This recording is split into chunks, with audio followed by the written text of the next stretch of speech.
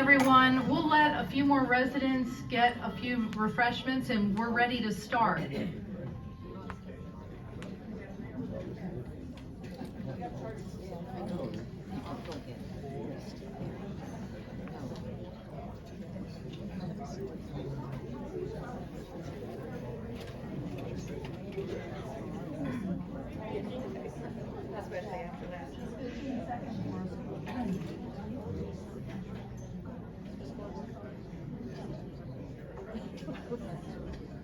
Yes, sir.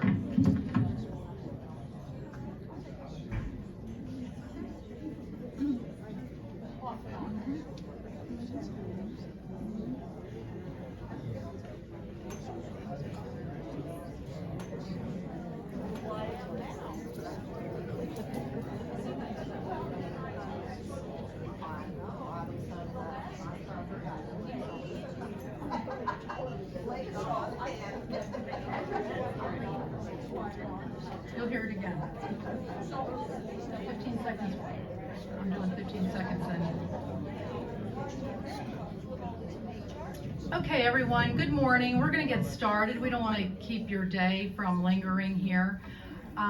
This is Lucy's debut for her first presentation as part of our lecture series in resident services for your health, well-being, and aging in place in many, many ways.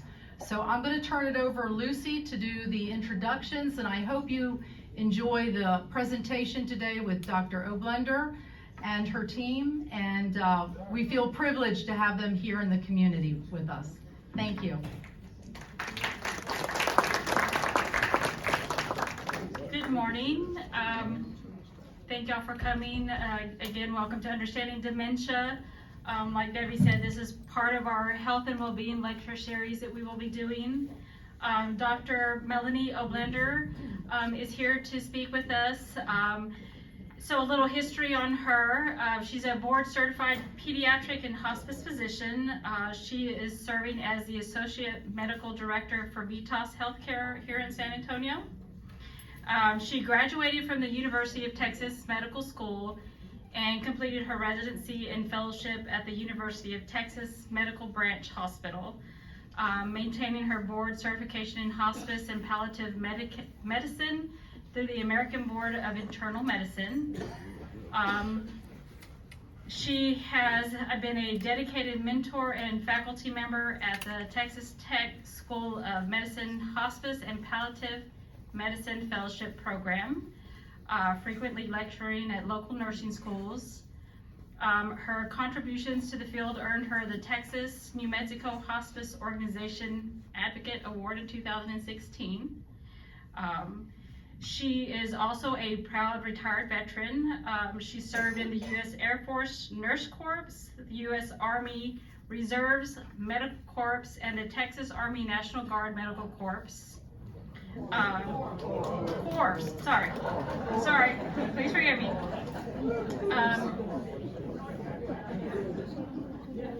So we appreciate her coming. I look forward to her lecture. I hear a lot about Dr. O. She goes by Dr. O. So I am very excited for her to speak to us and give us some great information today. Thank y'all.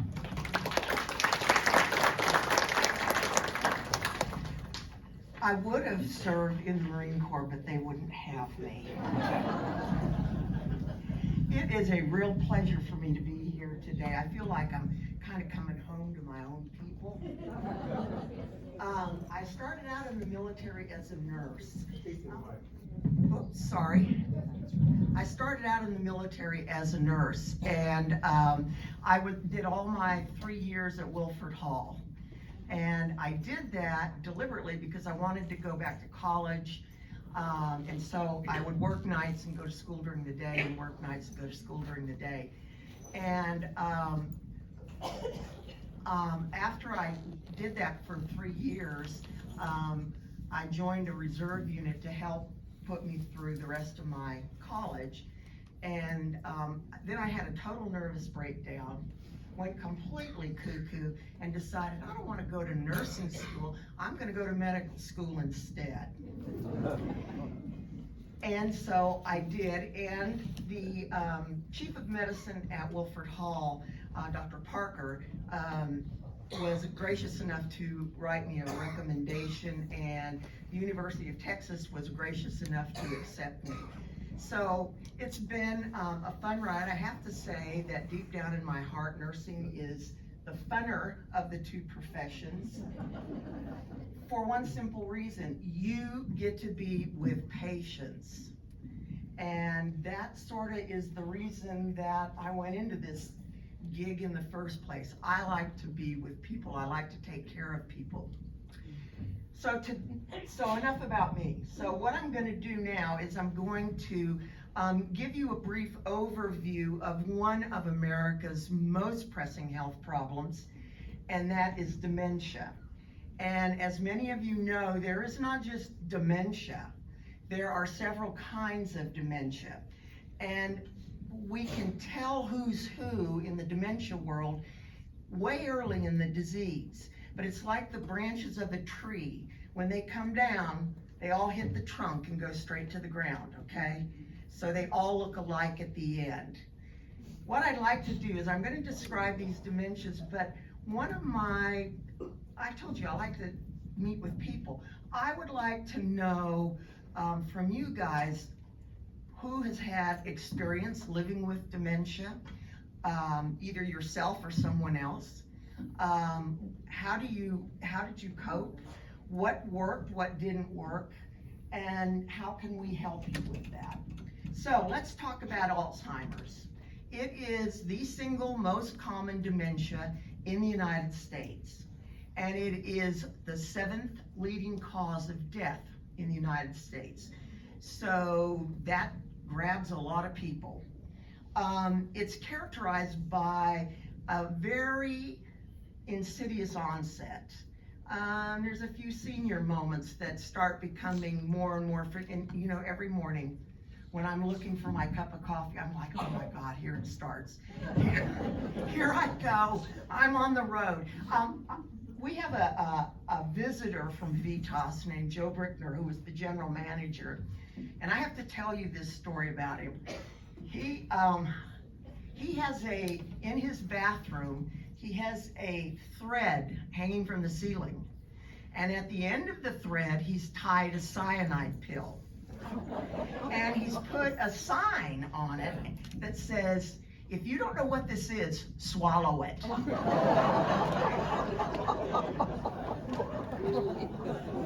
There he is. So it starts out as senior moments. They get gradually more common. And finally, what you start seeing is an inability to do physical activities like, I'm supposed to do what?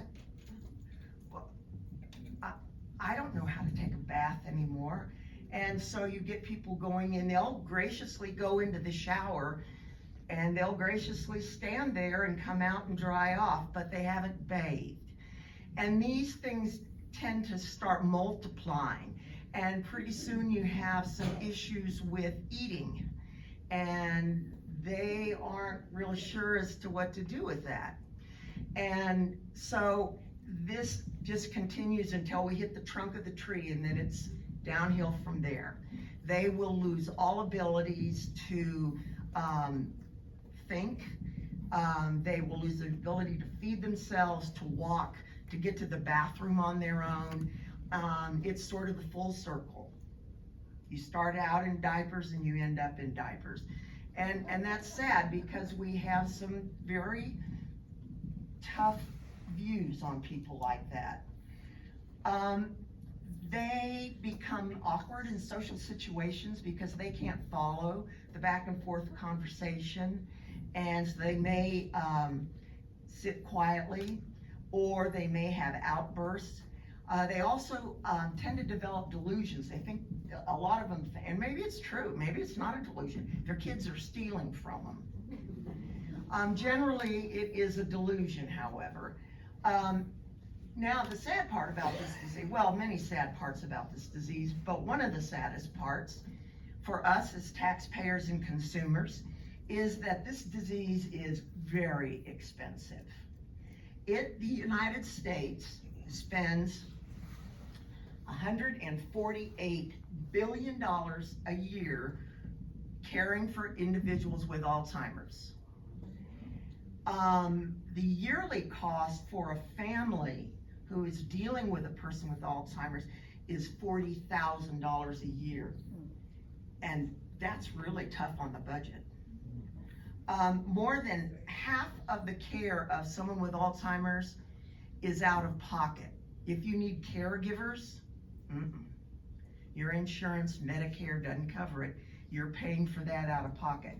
So I'm figuring to myself, maybe if we bring it up to minimum wage, it's $15 an hour times 24 hours a day times 30 days a month. You can see where the cost just, and most people can't do it. And so what happens is that most people, and mostly women, are gonna drop out of the job force in order to assume the care of a loved one with Alzheimer's. I think that's unfair to women because it makes them dependent on someone else for their well-being, and they aren't reimbursed for this, and this is hard work.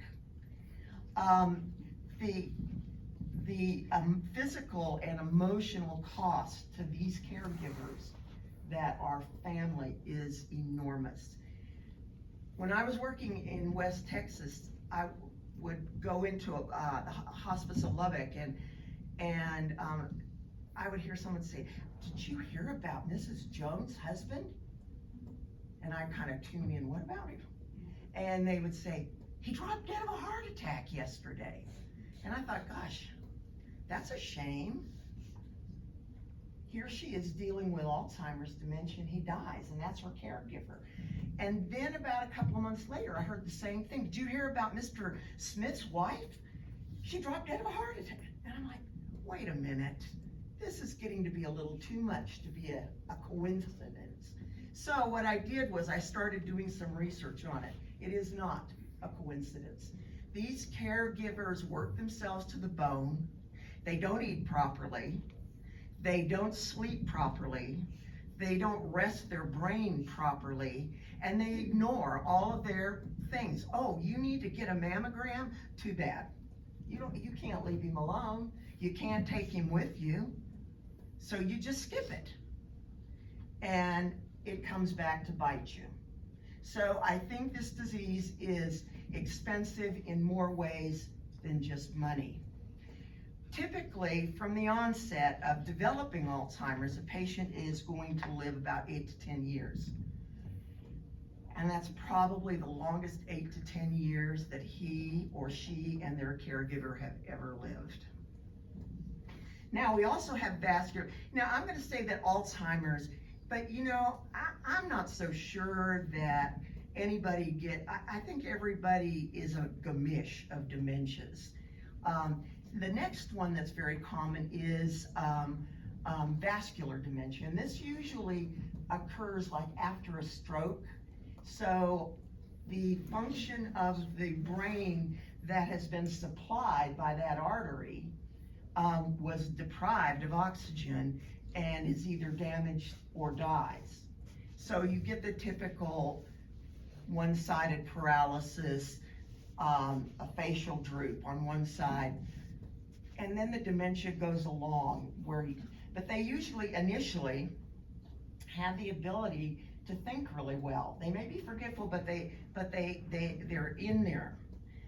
However, because this vascular dementia affects all these itty-bitty little blood vessels throughout the brain, and they get stiff and they aren't delivering the oxygen to any part of the brain, then the typical dementia kicks in and it's the tree trunk again. So these people, I think, are the most fortunate because they only live 4 to 5 years after a stroke. And initially, a lot of them can be rehabbed. Now, people will get vascular dementia and they won't have any evidence of any right or left-sided weakness. And it's because a lot of strokes are insidious and it's just a subtle attack on these tiny blood vessels that feed the different areas of the brain. The next form I'm going to talk about is dementia with Lewy bodies. It's a very interesting dementia, not very common, thank you, Lord. It usually presents with a triad of symptoms. They have very vivid visual hallucinations. They will have poor memory and confusion, and then it'll flip back to where they know exactly what's happening and why it's happening.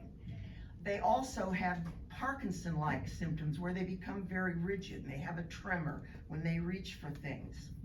They also have, because it's affecting different parts of the brain, a lot of them have a dysfunction in the autonomic nervous system, meaning those places in the nervous system that you don't ever think about. The one that when you stand up, your blood vessels constrict so that you don't pass out. So these people don't have that. And they'll stand up and their blood vessels are all dilated, the blood sinks to their feet and they fall. So lots of falls in these people due to a malfunction of the autonomic nervous system. Their gait is usually slow and shuffling. One source I read said that when they fall, they generally go backwards. Some people have said, nah, they've never noticed that, but I talked to some nurses in a nursing home and they said they notice exactly that. So I'm gonna keep it. They fall backwards. When from the onset of symptoms, they usually live 6 to 12 years. Now, speaking of Parkinson's, that also can develop into a dementia. It's caused by a degeneration of the specific part of the brain, which is what gives them the stiffness, the shuffling gait, the tremors. About 50% of them will go on to get some form of dementia. We overshoot our thinking on them. Oh no, they don't know what's going on. They are slow to respond. You ask a question, do you know where you are? They sit and look at you for a while, but then they respond and they respond correctly. You've just got to give them a little time because that neurotransmitter is in short supply up there, and that's why they don't walk steady and they shake. They're slow to recall things, but unlike Alzheimer's, they can recall them if you give them the time. They also have very vivid visual hallucinations. And like the dementia with Lewy bodies, they live about 6 to 12 years after the onset. The rarest one of all is frontotemporal dementia, and it usually occurs earlier in life than the other dementias. It usually happens around 40 to 60, and there are two variants that can occur. They can overlap on one another, but the first variant is a language variant in which they just can't speak. Has anybody heard of Bruce Willis? And they can't understand speech. The second variant is behavioral, and they may be angry a lot, they may be agitated, they may be rude and selfish, or they can be violate societal norms. They would take off their clothes and dance for you. So, and that's a tough dementia to live with, or to have your loved one live with. Thankfully, they only live about 6 to 8 years. And there's, you know, when I say thankfully, because there is no relief for dementia. A few meds in Alzheimer's can slow it down, but it's gonna move on eventually, and it'll hit the trunk of the tree and go down. Now, in the advanced stages, all the dementias basically look alike. The patient loses the ability to walk, feed himself, and get to the bathroom. He's cognitively, the ability to recognize his loved ones is lost. Now just, you know, I tried to put myself in their shoes, and I'm thinking of sitting in a chair, and people are coming in, and I haven't a freaking clue who they are. And they're talking to me, and I'm like, okay. And it must be an abysmal existence to be trapped like that and have people doing all around you, and you are just totally helpless and you can't figure out what's happening. They can't recall recent events, and finally their long-term memory is lost. They're just there. And to me that is so sad. They are difficult to care for because they may resist any attempt at providing care. You need to take a bath. No, I don't want to. Or how about, come on, you want to bathe me? Let's duke it out. And that happens, and then then everything is cattywampus in the whole family. And then some of them just sit. They may stare at a TV and not see anything. They just sit. Those are the ones that I think are at the most risk because they're quiet and behaving themselves. We ignore them. And so they can't say to you, I'm thirsty. They just get ignored. And what a sad, sad thing. So what is it that we can do when you're dealing with someone with dementia? Number one, I had an activity sheet, and I'll send it over to Lucy so that she can pass it out to you if you're interested. But touch, gentle touch, I think transcends all speech and politics and sermons, just a gentle touch.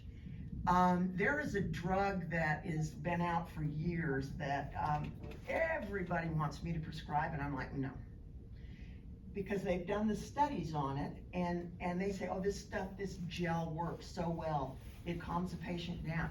They have done any number of studies, and they take these people and they draw blood before looking for levels of this drug, and they put this stuff on it and periodically draw levels of the blood. It's never in the blood. It can't get through the skin. So it doesn't work. What worked? Why did they get so calm? Touch. Just massaging someone's wrist or hand is one of the best things that you can do. You speak gently with them and warmly, and you don't correct them. Oh, you're my mom. Yeah, how are you doing? Just go with it. Because in their mind, they have made a connection, and you're not gonna break it.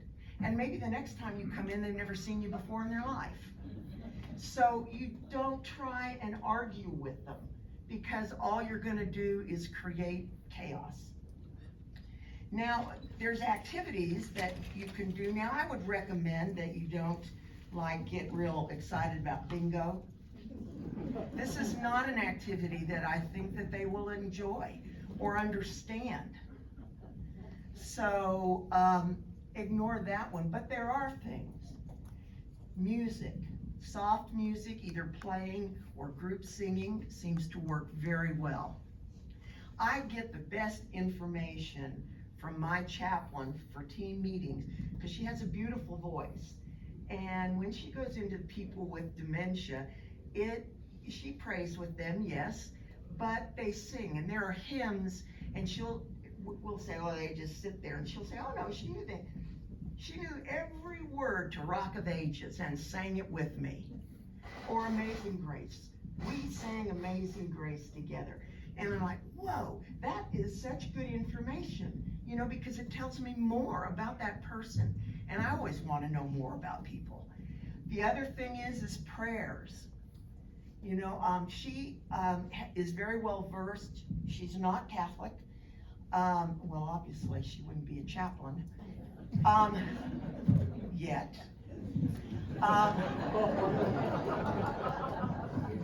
At times they are changing, folks. But she is very well versed in the Catholic daily prayer ritual. And it's surprising how when all speech is gone, when all recognition of anybody is gone, and she starts saying the daily prayer for Catholicism, they join right in. And it's such a beautiful thing. pet therapy is good. You know, who can resist a dog? Well, there are some people, but they probably are not quite human. And their dementia may just be flat out meanness and not dementia. But pet therapy, if you can get someone, you know, there are organizations that do train dogs to be pet therapists. It takes a lot of training, both for the owner and the dog. But a lot of people, I know my mother was in a nursing home, and she was like, oh, get dogs.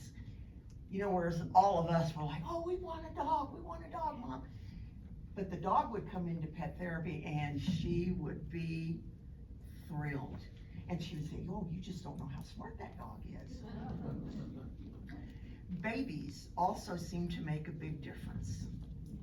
Everybody loves babies. They're just cute until they get to be 2. Actually, as a pediatrician, 2 was my favorite age, because they were just beginning to be outspoken, and they would tell you things that their mother would just die if she knew these things. And that was just fun for me. But a lot of them enjoy, if they don't have babies around, baby dolls. We have had a number of people that we suggested to their daughter, get a baby doll. And oh, that means so much. And that person just loves on that baby as if it were real. And it probably just shows a lot about the quality of the mothering that they did in their lifetime. So, you know, other than that, it can be very, very intimidating to be the sole caregiver of someone with dementia. And most of us, when they did the Gallup poll about 20 years ago, asked people, Americans, where would you like to die? An overwhelming number said, I want to be at home.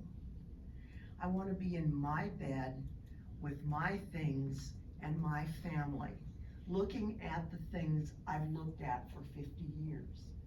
I don't want to be in a hospital. We are getting better, but where do you think the majority of Americans die? In a hospital. And unfortunately, because our technical abilities far exceed our rational thought, you are probably going to die with a tube down your throat, one in your bladder, one up your butt, several in your arms, and one down your nose. That's not what we want. But when people are dealing with dementia and they run into a crisis, what do? They go to the emergency department, and then you're on the wheel and you're running. So there's got to be a solution for this. Now, in Germany, they have invented some pretty interesting solutions. And those of you who've been stationed in Germany know that there are a lot of walled communities in Germany. And so they wall off an area, you can't get out, but they have little brötchen shops and coffee shops and little markets, and they give, you know, a couple of euros, and the people with dementia can go and sit at the outside tables and chitty chat with their friends and be normal for them. And, you know, it is such a, you know, like, whoa, why didn't we think of that? Now, this is the problem. We don't live in walled communities, so keeping a group of people with dementia corralled can be a job, but we have the brains to think of everything. So I would think that we could do that somehow and allow people to have some freedom, and as long as they are able. They've even done dementia care in prisons and done a darn good job of it. So, well, why can't we? The other thing is as this progresses, most caregivers are going to need A, physical help, B, advice as to what the heck's coming next, and C, a break. Now this is where hospice can help you, because on hospice, we provide all of those kinds of care. We have a nurse that comes out, and then we have on-call nurses. We can answer the phone 24/7. Some people may have already gotten caught up in the take them to the emergency room. Oh my God, now they've got a trach and a peg, you know, the feeding tube. We can deal with that. We're not good. We have nurses that can deal with that. We have chaplains. You can't get them to church anymore. One of my ladies that really loved going to church, she started becoming incontinent, and her daughter was too embarrassed to take her back. We have chaplains. I don't know what to do about a funeral home. We have social workers, and they are very good at that sort of thing. We have someone to help patients bathe and dress. We have someone that's gonna look at your skin all the time to be sure it isn't breaking down, which is real common. So I would not rule out, if you're in the situation and you are fading fast, and for 2 hours with my mother, and she didn't have Alzheimer's, but 2 hours with my mother, and I was done. I was exhausted.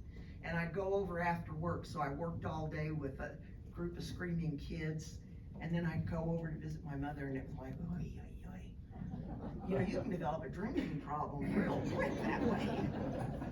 But as you go through, you know, and you're seeing, I'm tired. We also have respite, where we will move the patient to a place and assume total care. And you can go and do whatever you need to do. You'll worry, but you can. The other thing is if someone can't be moved, we have teams that can come in and take care of them while they're in the bed, manage symptoms, make sure there's no pain, that there's no agitation, keep them calm. So we have lots of ways of managing this disease in its final stages when you're right in the tree trunk and you're sliding down. Please feel free, and I'm not gonna talk for VITAS, and I'm not talking as a hospice doc, I'm just talking as someone who has watched a few people struggle with someone with dementia. You know, the kindest thing you can do is say, get some help. Don't ignore your health. Get that mammogram, or go get that colonoscopy, or get that EKG, or just go to your doctor. Or if you're depressed, get on something, but you gotta go see someone. And if you're putting all your needs aside for that person, you're not doing that person or yourself any favors at all. So think hospice, think support groups, because when there's a person with dementia and you've had a problem, I can't get them into the shower, you know, someone will say, oh, you know what I did? Really? And you're like, that's so simple. And you have a solution. So get together and brainstorm and work things out. That is all I have to tell you, but I would love to hear from you. Does anybody have any questions? Yes, ma'am. Is dementia hereditary? She asked if dementia is hereditary. Yes. You know, number one, if you look at any of the dementias, you can see that like vascular dementia is because of strokes and high blood pressure. All that we know runs in families, right? Or if you have other comorbid conditions, like you had a heart attack, you know, it makes you at higher risk. Alzheimer's, they are now beginning to see more and more of a genetic link in Alzheimer's. At one time, they found a genetic link in a group of people who were all Germans that lived in Russia on the Volga River. And so they dated their history from Germany to Russia from the time the United States fought for its independence. And there was one village out of the multitude of German villages there that had a family link in Alzheimer's. Now, because I am a Volga German, I wanted to know what that village was, and I couldn't find out. They never mentioned it in the literature, but yes, I think that a lot of these illnesses, if not a direct hereditary link, there is a tendency. It's like asthma. You kind of have to put several things together. Your mom had asthma. Well, are you going to inherit asthma? No, but you're going to inherit the ability to have reactive airways. You're going to be exposed to irritants, et cetera, et cetera, et cetera. So in that way, I think that, yes, it's going to be hereditary. Isn't that just what you wanted to hear?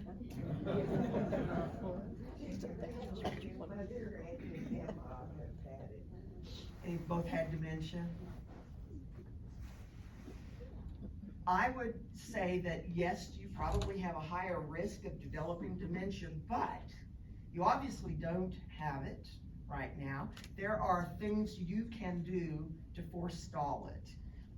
Puzzles, word games, keeping active, keeping physically active, keeping your blood pressure in check. All of those things can help you combat the other things that may set you up for dementia. Yes, ma'am. Do you actually, and this is hard to answer, I suppose, because if you have Alzheimer's, do you realize yourself inside you? Is that? I think before you hit the trunk, you probably do. For example, my aunt, they think had Alzheimer's, and I can remember her calling me over, right? I'm the only medical person in the family. She called me over and she said, "Golden one, there's something wrong with my brain." What? Golden one, which was her nickname for me. There's something wrong with my brain. But at that point, she was still walking, she was still talking, she could bathe herself, she could dress herself. But apparently the senior moments were coming very rapidly. And she finally went down to the trunk of the tree. But I think once you're there and you aren't aware of your surroundings particularly, that you're not aware of you, I don't think you do. So, I don't know, did you see the movie Still Alice? I was going to read the book. Oh, okay. And because this is early onset, Early, yeah. and she set up a plan, the pill thing on the string, she had a similar plan. Is that where you got it, Joe? Okay. Spoiler alert. But, where was I going with that, see? That was my fault. But, you know, in the younger onset, she lost the capability of initiating her plan. Right. So, And I think, I don't know that it's really the younger onset, you know, although there are some people with early onset dementia, but I think anybody might have a plan, but, you know, okay, so I forgot where I put my coffee. Big deal. I know how to get to work. I can remember my boss's, yeah, so I'm good. But I think by the time you're not good, you're not capable, and you're moving closer down the branch. Thank you. Mm-hmm. Are there other, yes, sir?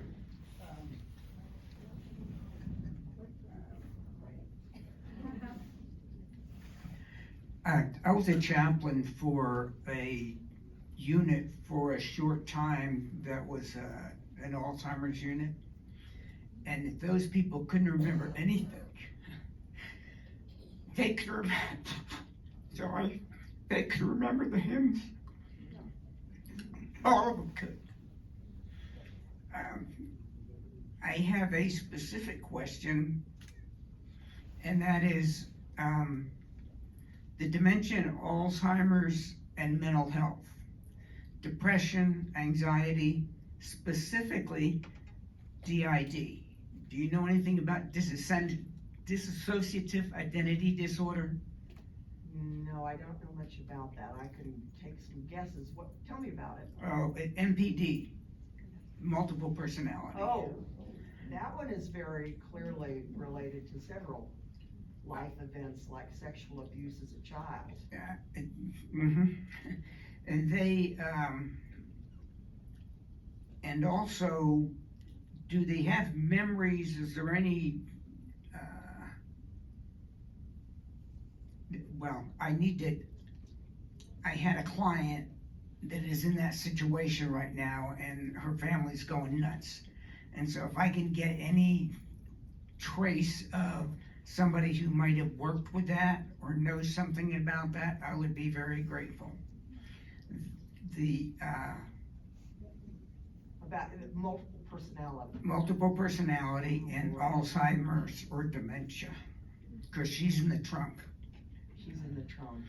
Oh, and then the other question was, do they have memories that weren't there? Memories that weren't there. They remember things that never happened. You know, I can see that. I've not been told that. For a while, they have memories of childhood. They will see people that aren't there. You know, in the dying phase, you know, people say, well, they're hallucinating. I'm not so sure. You know, maybe they're seeing something we're not able to at this point in our life. I'm very much with you on that. Yeah, and I never was that way. Oh, I hallucinate. No, I don't think so anymore. Do you have any trace where I could find out about what they remember and what they create? You know, the only way I would know to do that is to be with someone, like if they had a sibling, for example, that did not have dementia, had not, and could tell you about their childhood, you know. However, I will say this, like with all people that remember things, whether it's true, you know, they say perception is 100% of everything. If I remember it, then it happened, at least in my world. And sometimes I think you just have to go with the flow on that.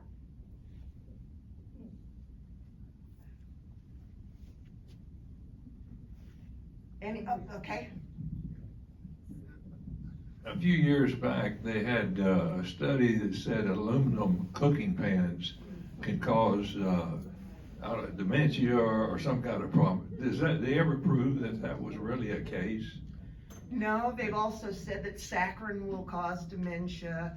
I'm now hearing that Nexium and those drugs will cause dementia. I don't think that they've gotten a true link about what Alzheimer's basically is there's a protein that is made that shouldn't be placed in the brain, and it starts stacking up in there, and it interferes with the computer signals back and forth.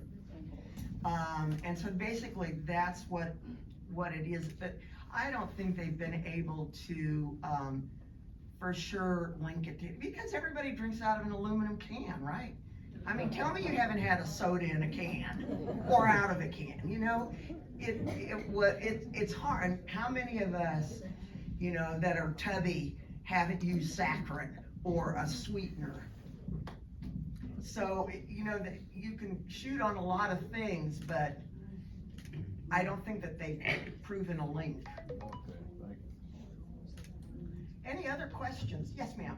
There's a book that someone here gave me last year called Hard Choices for Loving People. Oh, yeah. And that was very good. I know how to get some more. And I think that down in healthcare, they still may have some more. But one of the things when you said going to the emergency room, sometimes I think we need to take someone there to stabilize them for something. But hospitals feel like they have to be doing something. That's their medical model. And part of that book said, what is the medical benefit? And I had to use that myself when they said, well, we could do this, this, and this. And I said, what's the medical benefit? And the person was a little perturbed with me. Well, we're just giving you your options. I realized that, but that didn't answer my question. What's the medical benefit? Yeah. I remember standing at a bedside of a lady who had every problem in the world. She had heart problems, which led to lung problems, which led. I mean, it was just a domino effect. She was in her 90s. And the nephrologist, she was now going into renal failure. And the nephrologist, I was gonna talk to the granddaughter, but the nephrologist pushed me aside because he was a real doctor and I wasn't. And he said, what we need to do now is, how did that granddaughter interpret it? She interpreted it as if we want grandma to live, we need to start dialysis. What he was actually saying, if you want your grandmother to see tomorrow, we need to start dialysis. You know, and and I confess, when I was in medical school, you did not let anybody die unless their electrolytes and their hemoglobin were all normal. It was called the Johns Hopkins death. When everything was normal, you could let them go. But if it wasn't, you better get it normal. And, you know, and we would, in M&Ms, they would crucify residents because a patient died. He's 105 years old.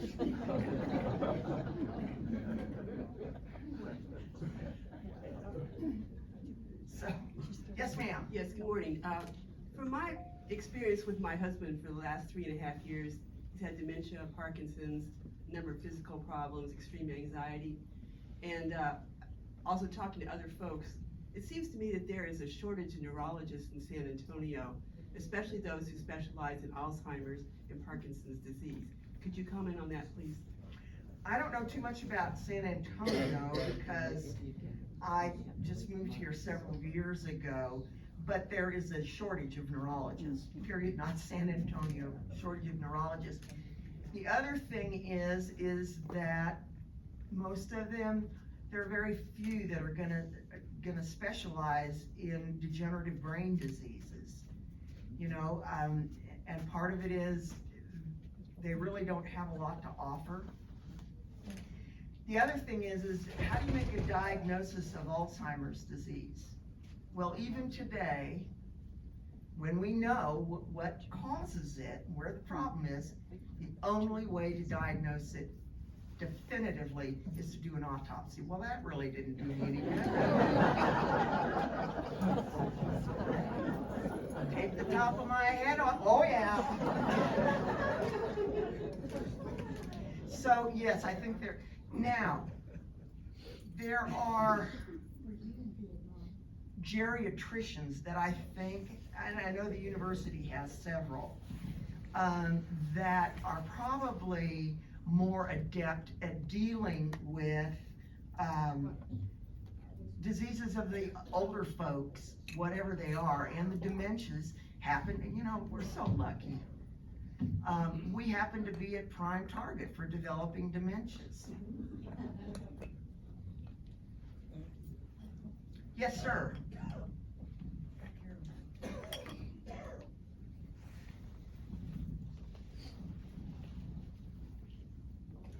I enjoyed what you had to say. There's a couple of things that we all know, that plaques in the brain is the leading cause of Alzheimer's. Alzheimer's is part of dementia. I'm sitting here with my partner of 53 years.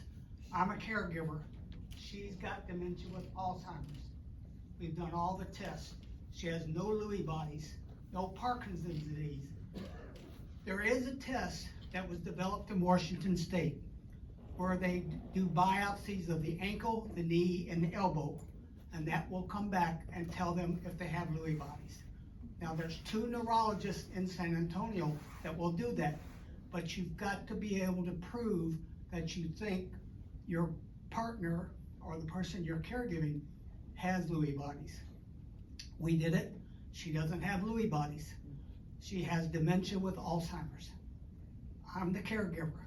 I'm a retired anesthesiologist. I will take care of her till the day she dies. I have Lucy, I have here, everybody here at the ARC. I'd like to have a show of hands. Who here has dementia?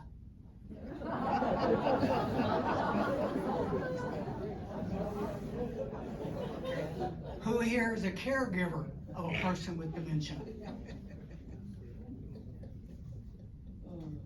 There's the problem. There's a book out, and you can get it on Amazon.com. It's called The Complete Family Guide to Dementia. It's an excellent book. It's real easy to read. The physicians that wrote it are neurologists and that, but they explain it in understandable terms what dementia is, what's going on, and it tells you the stages. There are 7 stages of dementia. My partner back here is at level 6. We're on borrowed time, we know that. And I go over that with her. She doesn't have hallucinations. She sometimes forgets that she's living at the ARC and she wants to go home. And so with gentle conversation, we're at home, hon, this is your house, that's your bedroom, then it goes away. But with her dementia, the biggest problem, and I cannot get any neurologist to agree with me, she has abdominal tremors. Only of the abdominal girth. No hands, no arms, no legs or anything. Just of the abdominal girth. It's like a ripple tremors?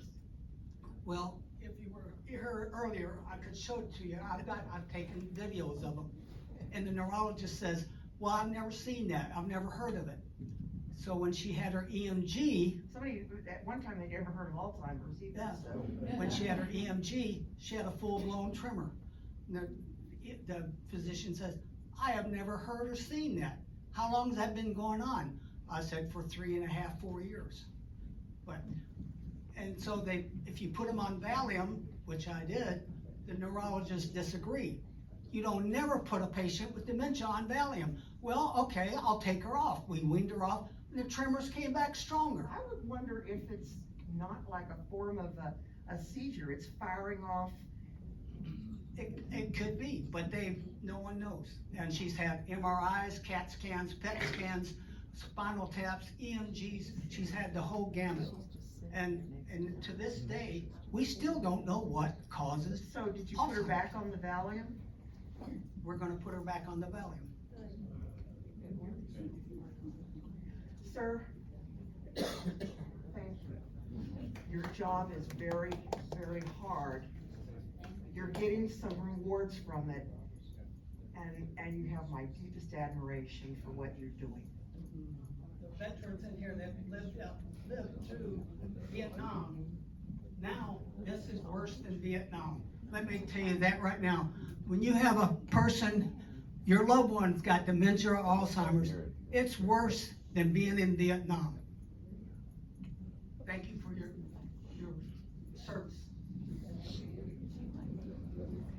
Are there any other questions? Do you know, do they have, I got this in Hawaii, they had nurses that have practiced Reiki? Yeah, Reiki. There are Reiki practitioners here in San Antonio. I don't know all of, I just know one who does this. And I think I have her name somewhere, but No, the one that she asked, I'm sorry.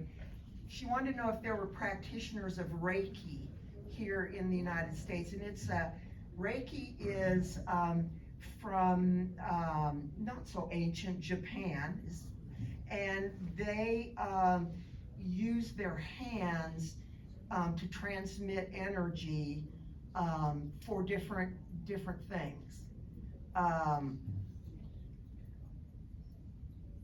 I took the course.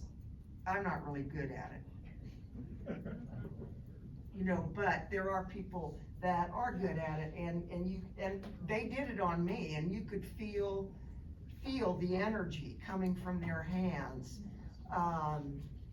So, Well, just along those lines, I know they don't touch, but you know, as a nurse, you probably used to be a nurse. Remember the old back rubs?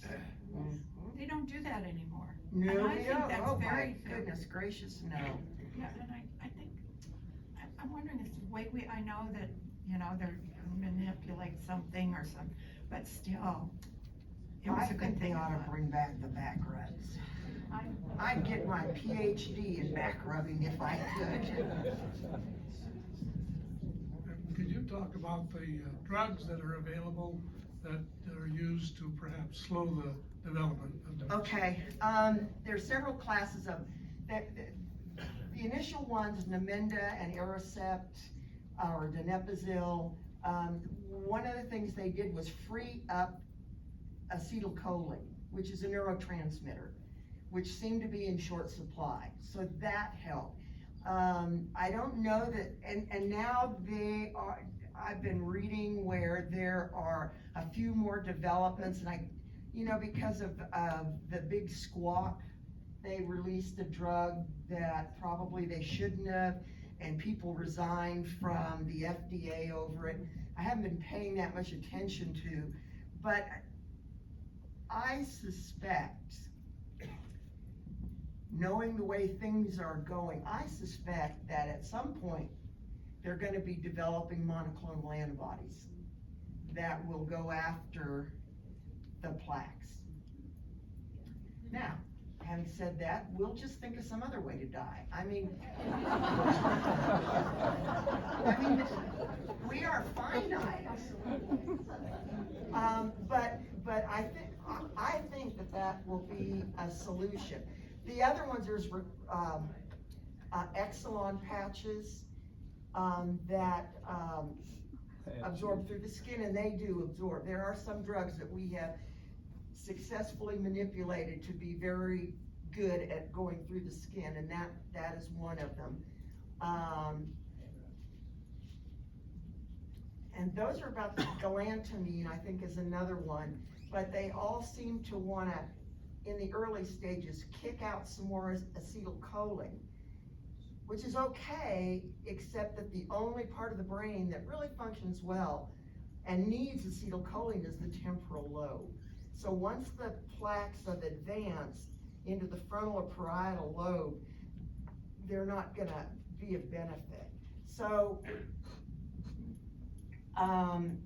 would I recommend you stop them? No. Do I think that probably they're not effective? Yeah, I think so. At some point when you're on the trunk, they're not effective anymore.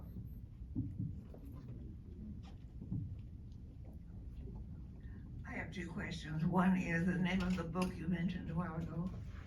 Did I mention? Did you not mention a book? Somebody did, back there. Yeah. Can you yell it out again? Yeah, The Complete Family Guide to Dementia. Thank you. Also, relating to family history of dementia, is there a strain that shows up that allows you to understand that that's where you're going, but not gotten there?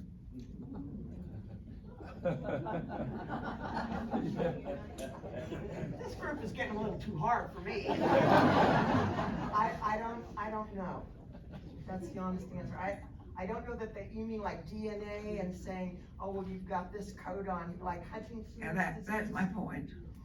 I suspect that they're doing work on it. I have not read anything definitive. Thank you so much. Any other questions? And then I think we'll wrap it up, and Dr. O will be here for a minute if you'd like to speak on that. I want to thank all of you, number one, for your service, and also Vietnam era. And thank you for attending. It's always fun to interact with people and to get your take on what's happening. So thank you. Thank you for your service.